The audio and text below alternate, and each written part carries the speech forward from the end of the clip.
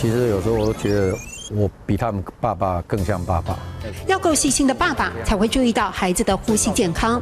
最多就一只娃娃，以前如果不规定的话，最多有整个挂到整个床铺都是，也有可能整个床铺都是娃娃，但是那个对他们的那个呼吸系统是不太好的。还包办孩子的生活杂物，哪里需要帮忙？晒衣服比较不方便嘛，然后教练整理，就是教我们就是把东西用一用，然后他会帮我们就是买那些器具来，然后我们再自己装好。羽球校队集体住校，选手们像有了第二个家。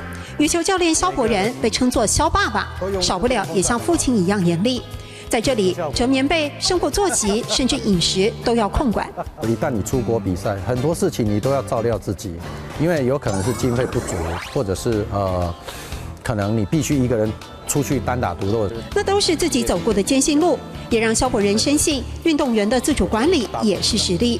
大同高中羽球队从他创队13年间，拿下了全中运10次的团体冠军。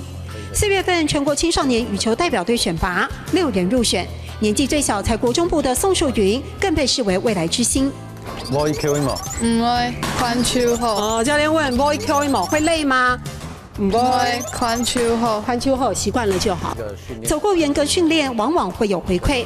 队中的范荣玉夺下亚洲厅长羽球锦标赛的冠军，伙伴们也像他一样，都希望在球场上挥出自己的信心，让我变得比较勇敢，然后比较坚强，不可以放弃，要继续努力。